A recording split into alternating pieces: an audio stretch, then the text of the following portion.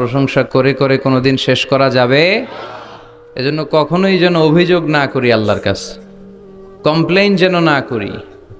Instead of complaining we should praise more and more. বেশি বেশি প্রশংসা করতে হবে, অভিযোগ করা যাবে না। অনেকের অনেক দুঃখ, অভিযোগ, জাল্লা আমারে এটা দিল না, ওইটা দিল না, আমার পাশে সে বড় হয়ে গেল, ও চাকরি পেয়ে গেল, ও ব্যবসায় উন্নতি করলো, ও ভিসা পাইলো, আমি পাইলাম না। আফসোস, ও আফসোস করতে করতে মরবে, ঠিক কি না? আর প্রশংসা যে করবে তাকে নেয়ামতের বাড়ি ধারা আরো বাড়িয়ে দিবে কে? এজন্য আফসোস করব না, প্রশংসা করব, অভিযোগ করব না, শুকরিয়া করব।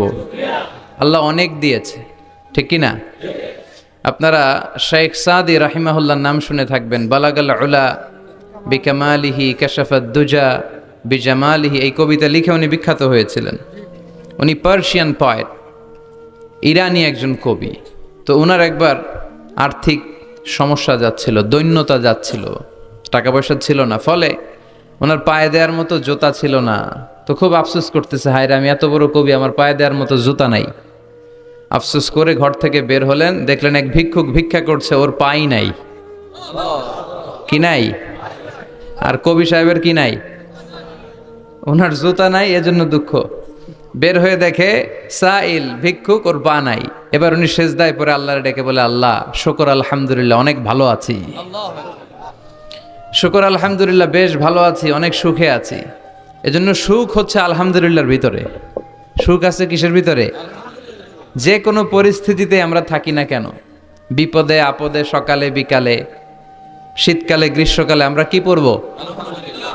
আলহামদুলিল্লাহ পড়ব। এর কারণ চাহিদার কোনো শেষ নাই। যার আছে যত বেশি, সে চায় তত বেশি। দেখবেন যার সাইকেল আছে ও হুন্ডা চায়, চায় না?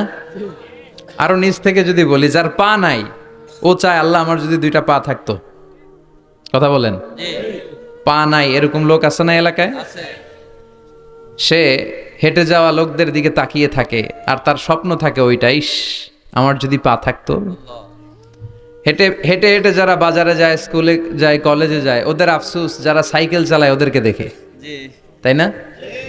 সাইকেল থাকলে খুব ভালো হইতো, সাইকেল চড়ে চড়ে বাজারে যেতে পারতাম। সাইকেলওয়ালারও আফসোস আছে, সে আফসোস করে হুন্ডাওয়ালাদের দেখে, মনে মনে ভাবে যদি ভো ভো থাকতো, হ্যাঁ একেবারে যেতে পারতাম। হুন্ডাওয়ালাদের আফসোস হচ্ছে প্রাইভেট কারওয়ালাদের দেখে, ইস আমার যদি একটা কার থাকতো। যার কার আছে ও আফসোস করে, ইস আমার যদি একটা প্লেন থাকতো। যার প্লেন আছে ও বলে, ইস আমার যদি একটা কপ্টার থাকতো, if I had a copter, আমার যদি একটা হেলিকপ্টার থাকতো, উড়াল মারতাম। কথা বলেন। তাহলে এই চাহিদার, ডিমান্ডের, হিউম্যান ডিমান্ডসের কোনো শেষ আছে? যে এলাকার ছোট্ট মেম্বার, ওই মেম্বার ভাই চায় কি করে চেয়ারম্যান হওয়া যায়। কথা বলেন। যিনি চেয়ারম্যান হয়ে গেলেন, উনি এবার ভাবে কি করে MP, member of the parliament হওয়া যায়, তাই না? আচ্ছা, এমপি যিনি হয়ে গেলেন, উনি আরেকটু উপরে যেতে চায়, ভাবে যদি একটু একটু যদি যাইতে পারি, একটা মন্ত্রণালয় যদি পাইতাম, হ্যাঁ মিনিস্ট্রি যদি একটা পেতাম, কতই না ভালো হতো। তো মন্ত্রী যিনি হইল, উনি, ওনার অনেক শখ, ইস আর একটা জায়গা বাকি। হ্যাঁ কি নাম ওইটার? PM, prime minister. কিন্তু এই দেশে অসম্ভব। কথা বলেন। এই দেশে প্রাইম মিনিস্টার হওয়া যাবে? এক দুজন এদের মধ্যে ধাক্কাধাক্কি, এবং ওনাদেরকে মেনে নিতে হবে। আপনি বাঁচেন আর মরেন, ওনারাই প্রাইম মিনিস্টার। কথা বলেন। তাহলে এই কথাগুলো বলার উদ্দেশ্য হচ্ছে, হিউম্যান ডিমান্ডসের কোনো শেষ নাই, আনলিমিটেড হিউম্যান ডিমান্ডস। এজন্য বিশ্বনবী বললেন, লাউ আন্না লিকুল্লি ইবনি আদামা ওয়াদিয়ান মিন যাহাব আহাব্বা আইয়াকুনা লাহু ওয়াদিয়ান ওয়া লা ইয়ামলা আফাহু ইল্লা তুরাব।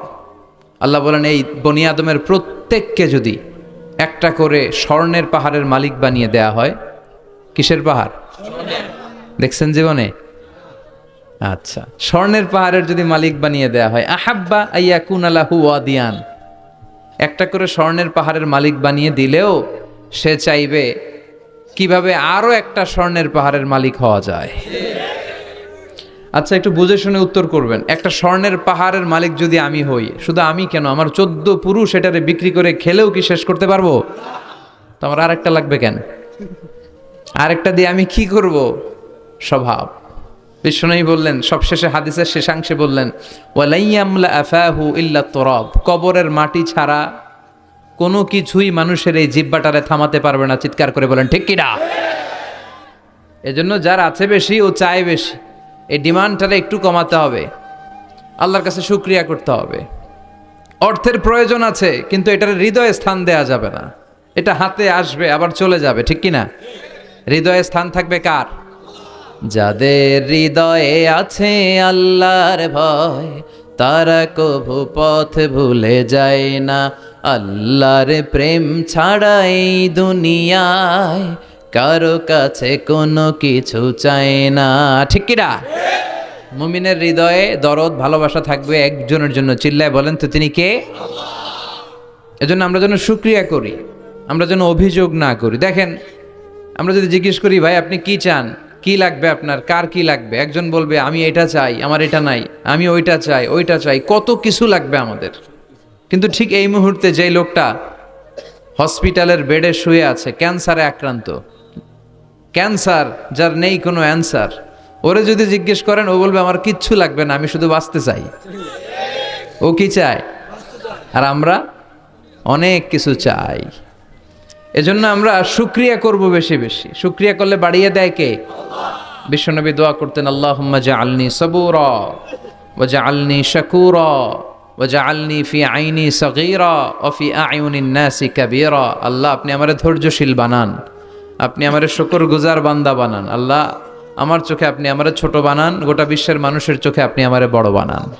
সবাই পড়ি আমিন। এজন্য সবসময় প্রশংসা করব কার? কম কম না বেশি বেশি? সবসময় শুকরিয়া করতে রাজি আছি তো?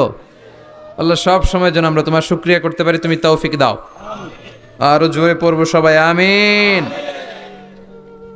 আড়াইবাড়ি দরবার শরীফের পীরে কামেল আল্লামা মোহাম্মদ গোলাম হাক্কানি রাহিমাহুল্লাহ, আল্লাহ ওনার কবরটাকে তুমি নূর দিয়ে পরিপূর্ণ করো। আল্লামা মোহাম্মদ গোলাম হাক্কানি রাহিমাহুল্লাহ কমপ্লেক্সের শুভ উদ্বোধন ও তাফসিরুল কোরআনের প্রোগ্রাম। স্থান হচ্ছে মেটংঘর ভুইয়াবাড়ি প্রাঙ্গণ, থানা হচ্ছে বাঙ্গোরা বাজার, উপজেলা মুরাদনগর, জেলা কুমিল্লা। আপনারা শুনেছেন যে আমার দাদার বাড়ি এখানে মুরাদনগরে পরমতলাতে। আলহামদুলিল্লাহ, জীবনে এসেছিলাম কয়েকবার, খুব বেশি আসা হয় না।